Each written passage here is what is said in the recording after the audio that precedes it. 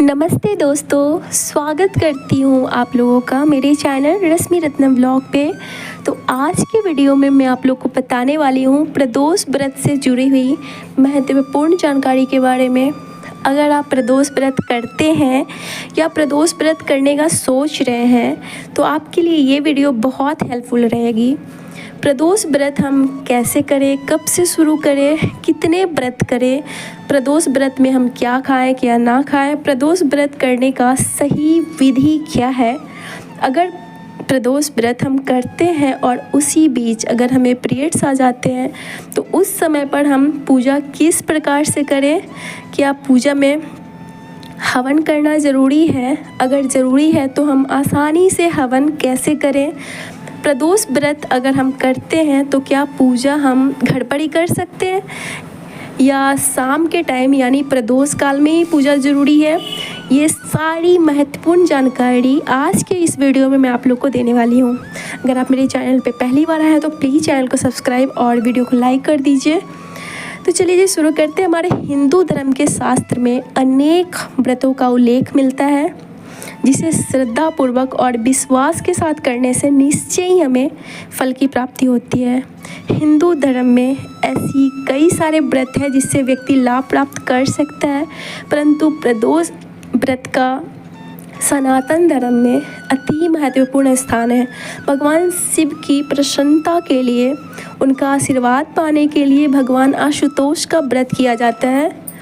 भगवान शिव को आशुतोष के नाम से इसलिए भी पुकारा जाता है क्योंकि वो बहुत जल्दी ही प्रसन्न होकर हमें आशीर्वाद देते हैं।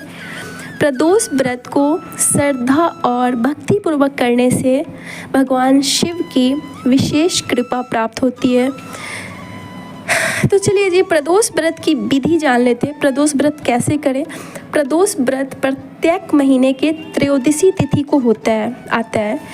दिन के अनुसार प्रदोष व्रत के महत्व में और भी वृद्धि हो जाती है। जैसे कि अगर सोमवार के दिन पड़ने वाला प्रदोष व्रत को सोम प्रदोष कहते हैं, मंगलवार को पड़ने वाले प्रदोष व्रत को हम भौम प्रदोष के नाम से जानते हैं और गुरुवार के दिन पड़ने वाले प्रदोष व्रत को हम गुरु प्रदोष के नाम से जानते हैं। शनिवार के दिन पड़ने वाले प्रदोष व्रत को हम शनि और रविवार के दिन पड़ने वाले प्रदोष व्रत को रवि प्रदोष के नाम से जानते हैं। ये 5 तरीके के जो प्रदोष व्रत है यदि आप कर लेते हैं तो आपके जीवन से सभी समस्याएं समाप्त हो जाती है और आप पर किसी भी प्रकार का कोई भी संकट नहीं आता है। बाबा भोलेनाथ आजीवन आप पर कृपा दृष्टि बनाए रखते हैं। प्रदोष काल का व्रत आपको करना कैसे है, तो कोई भी व्रत यदि आप करते हैं तो व्रत का नियम एक दिन पहले सूर्यास्त के बाद से ही शुरू हो जाता है। आप पहले ही कैलेंडर में देख लें कि त्रयोदशी तिथि कब पड़ रही है। त्रयोदशी तिथि के एक दिन पहले सूर्यास्त के बाद आप कोशिश करें कि आप लहसुन प्याज ना खाएं और संयम का पालन करें। त्रयोदशी तिथि के दिन सूर्योदय होने के पहले उठकर नहा धोकर आप घर पर ही भगवान शिव की छोटी सी पूजा कर लें या फिर मंदिर में जलाभिषेक कर आप उसके बाद आप चाय पानी फल दूध फ्रूट जूस ये सब खा सकते हैं। और प्रदोष काल के समय भगवान भोलेनाथ की पूजा का विशेष महत्व है। प्रदोष काल यानी कि सूर्यास्त के पहले का समय। शास्त्रों में प्रदोष काल का जो शुभ मुहूर्त बताया गया है वो सूर्यास्त के 2 घड़ी यानी कि 48 मिनट तक रहता है। लेकिन कुछ लोग सूर्यास्त के 1 घंटे पहले से लेकर सूर्यास्त के 1 घंटे बाद तक के समय को प्रदोष काल का समय मानते हैं। लेकिन जो शास्त्रों में वर्णित है वो सूर्यास्त होने के 48 मिनट पहले का जो समय होता है उसी को प्रदोष काल कहा गया है। अगर आप इस समय पर बाबा भोलेनाथ की पूजा करते हैं, हो सके तो आप मंदिर में जाकर करें, नहीं तो आप घर पर ही कर सकते हैं। अब मैं बताऊंगी कि आप प्रदोष व्रत कब से शुरू कर सकते हैं। वैसे तो आप प्रदोष व्रत किसी भी महीने के शुक्ल पक्ष से इस व्रत को शुरू कर सकते हैं, लेकिन श्रावण मास में और कार्तिक मास में यदि आप इस व्रत को शुरू करते हैं तो आपको शीघ्र ही फल की प्राप्ति होती है। अलग अलग प्रदोष का व्रत करने से अलग अलग प्रकार की मनोकामनाएं की पूर्ति होती है। यदि आप संतान प्राप्ति चाहते हैं या संतान के कल्याण या उन्नति, उनके दीर्घायु होने के लिए इस व्रत को करते हैं, तो आप शनि प्रदोष से इस व्रत को शुरू कर सकते हैं। शनि प्रदोष व्रत संतान की कल्याण उन्नति के लिए श्रेष्ठ कर बताया गया है। यदि आप अपने सफल दाम्पत्य जीवन को, विवाह संबंधी कोई दिक्कत आ रही है उसके लिए करते हैं, या फिर आप सुख समृद्धि के लिए व्रत करना चाहते हैं, तो गुरु प्रदोष व्रत से भी आप इस व्रत को शुरू कर सकते हैं। और सोम प्रदोष जिस दिन आता है, यदि आप किसी भी मनोकामनाओं को लेकर इस व्रत को करते हैं, तो सोमवार के दिन पड़ने वाले सोम प्रदोष व्रत से इस दिन को शुरू कर सकते हैं।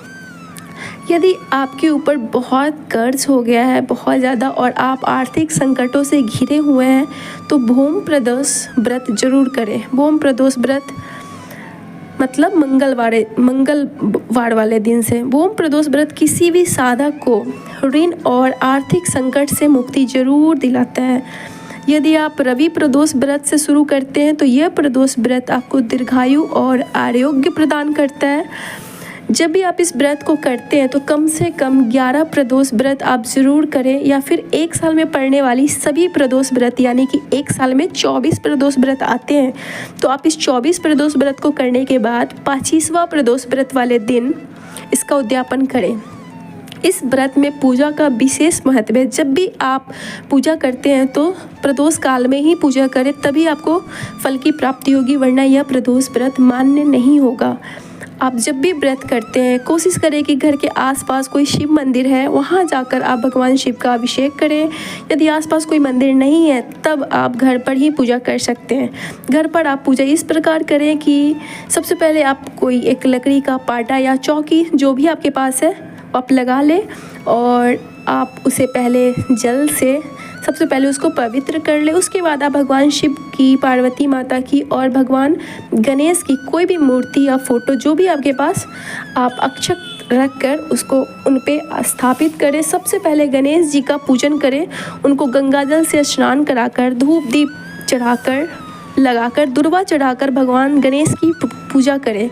उसके बाद भोलेनाथ को जलाभिषेक कराकर आप उनका विधिवत पूजा करें। धूप दीप लगाकर शिव प्रिय वस्तु जैसे शमी पत्र, बेल पत्र, भांग, धतूर, अक्षत, ये सभी चीज़ें चढ़ाकर आप बाबा भोलेनाथ की पूजा करें। उसके बाद आप कर्पूर गौरंग करुणावतारम का आरती जरूर करें।